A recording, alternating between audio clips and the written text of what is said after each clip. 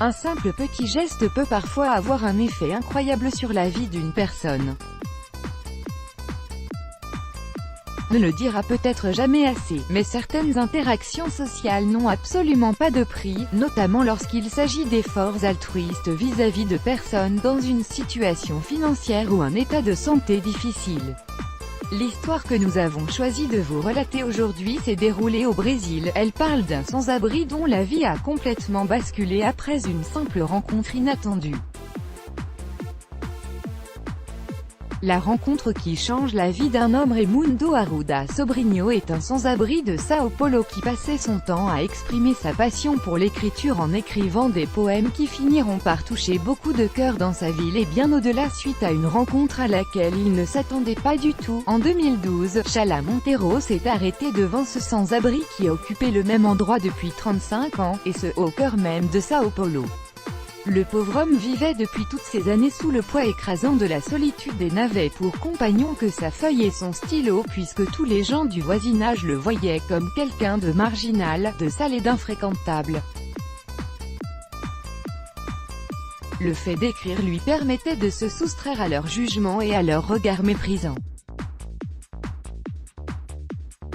Ce que cachait l'apparence d'un sans-abri. Chala était réellement intriguée par cette tendance que cet homme avait à écrire sans arrêt. Elle a donc pris la décision de partir à la rencontre du vieux Raimundo. Ce dernier lui a alors tendu un bout de papier sur lequel il avait écrit un poème intitulé « Au condicionado », le conditionné. Sa réaction fut alors immédiate, elle n'a pas pu retenir ses larmes et elle avait du mal à réaliser qu'un tel talent soit à ce point ignoré. Le vieil homme lui a alors raconté son histoire et comment il s'est retrouvé à la rue il y a environ 35 ans, après la fin de la dictature militaire au Brésil. Malgré le fait qu'il soit âgé de 77 ans, l'espoir que les gens lisent ses œuvres et les reconnaissent a toujours trouvé une place dans son cœur. Chala a alors pensé à un très bon moyen de faire quelque chose pour Raimundo. Elle a en effet mis en place une page Facebook pour publier l'ensemble de ses poèmes et écrits. Et il n'a pas fallu attendre longtemps pour que la magie des réseaux sociaux opère.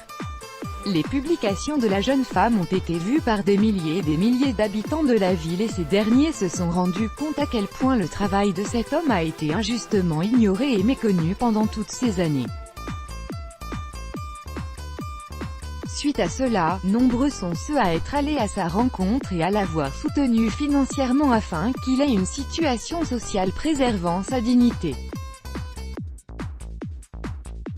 Le succès ne s'est pas trop fait attendre mais l'histoire de ce poète ne s'arrête pas là.